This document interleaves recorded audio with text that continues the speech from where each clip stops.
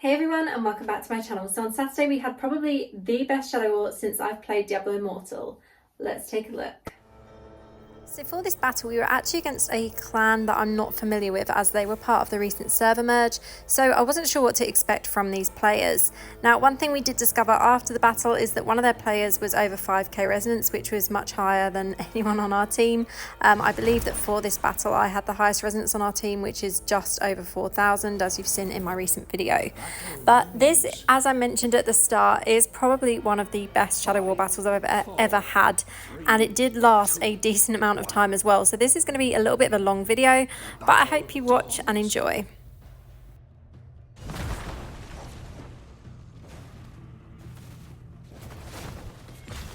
If you've watched any of my previous videos, you'll notice that this is the same burn build that I was using previously. So I used this in my last Shadow War battle, and I do have the build up on my channel as well, but this works quite nicely. Probably going to die here because I do have a damage over time effect on me, but let's see if we can get these health globes. So this build has 2 damage over time effects. So we've got poison from Seeping Bile, and we've also got the burn from Angmets and from having the skills like Scorch and obviously Disintegrate as well. So this build works really nice in PvP, as you can see now, because I'm getting kills come in after I've actually moved away from the players, and that's because they've got those damage over time effects on them.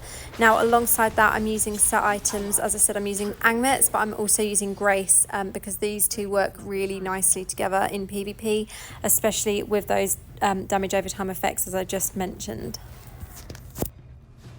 Now one thing I was super happy about with this Shadow War was actually getting to fight alongside quite a few of my Warband members. So obviously a lot of you know Game Zone from his own channel. We also have Bookie, who you'll see in a second, who a few of you pointed out from my previous Shadow War to say how great he plays Monk. He's actually so good as a support Monk, and he does prove that Monk can still kick some ass in PvP. He's really, really strong with that class. We've also got Xeon on Necromancer and Lana as well on Tempest. So these are all people that are in my warband. We play together a lot, and it's so nice to actually be on the same team for PvP because we all know each other's strengths and you kind of know each other's play style and what builds people are going to use as well. So it becomes really helpful actually doing Shadow War with people that you're confident in and that you know you can rely on with certain skills and builds.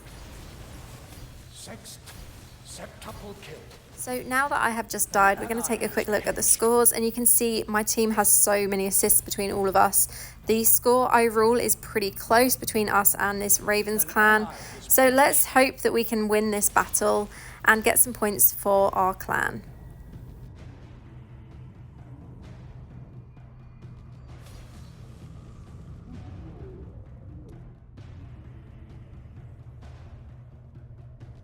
So a lot of us obviously went down at the same time, but I can see from the mini-map at the moment we are still doing quite good. They aren't anywhere near our tower other than their guardian here, which we've just taken down immediately. So we've actually done quite well to push them back towards their towers. But here again you can see there's some really strong damage over time effects. It is taking my life as I'm trying to bandage.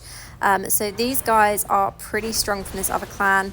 And yeah, it's been an interesting battle so far. Let's just see how the rest of it goes. And as you can already see from the chat at the bottom, a lot of the Shadow War battles are already over in our clan as well as in other clans. I died again here, but you can see we're now 10 kills ahead from Raven. So we are doing a little bit better than they are, and we're close to taking down their first tower, I think, as well. So hopefully we'll continue to kick some butts in this battle.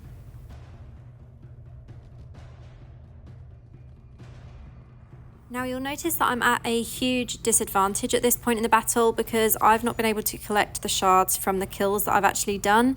So obviously, although I'm top for kills, I don't have the increased damage that a lot of my teammates do because they've been collecting the shards from my kills.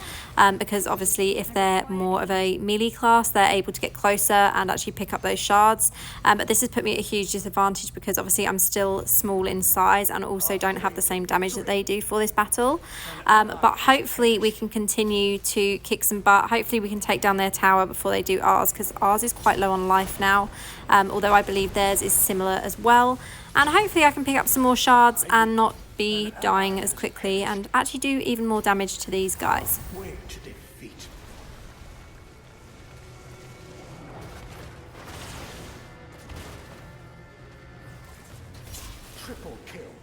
Now, as I didn't get to claim my shards again there for that kill, I would just like to point out that it would be much better in Shadow War if they actually just instantly rewarded you those buffs if you get the kill. Because at the moment I'm sitting top 4 kills, but I'm also dying a lot because I'm not able to get any of the extra buffs for damage or size, which means it's harder for me to move away. So obviously with the increased size, your movement is much easier for you to move around the map, whereas if you are at the kind of points that I am, which I'm currently down to 5 points, I am just a really small size, you can see here, so it makes it a lot harder for me to actually move quickly across the map and get those kills in. Now we really need to focus on pushing this team back because they're getting closer to our second tower, and obviously they're giving quite a lot of damage because a lot of their teammates seem to have those buffs that I do not have.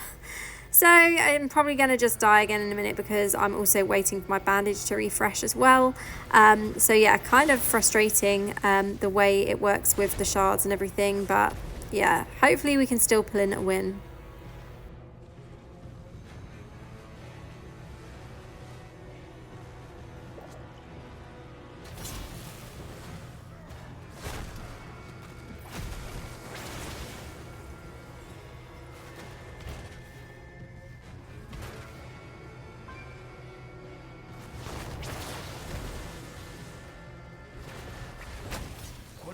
So as we've died once again, let's take a look at the scores so far. So we're currently sitting top for kills as a team, and I'm currently top for kills as well. So 20 kills and 12 assists so far.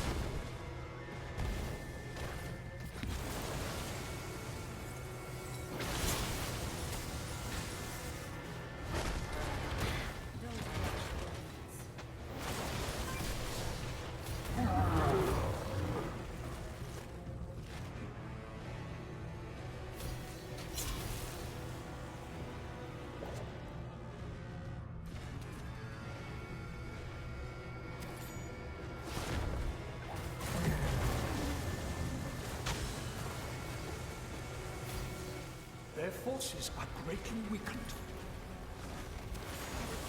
Now I took my opportunity here to actually grab some shards, and then I managed to die again because I was taking on all the damage. So that was so frustrating. Finally actually managing to get some buffs and then dying immediately as well.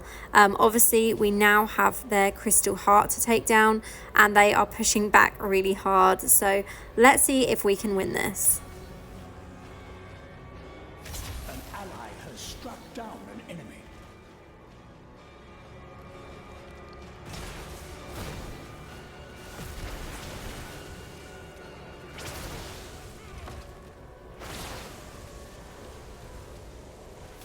I witness your strength. Triple kill.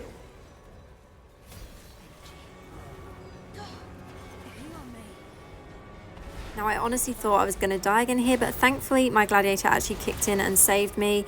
So I'm using a gladiator paragon as well as having a pet with savior, which doesn't seem to have done much for me in this whole battle because of obviously cooldowns on everything, but we are still able to actually put this damage onto their crystal heart, and it was a win for our team.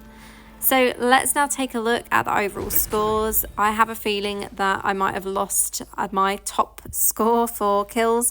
Yeah, so Game Zone was MVP for the battle. He had a lot more assists than me in the end, and obviously he didn't die anywhere near as much and had a lot more points from the kills as well.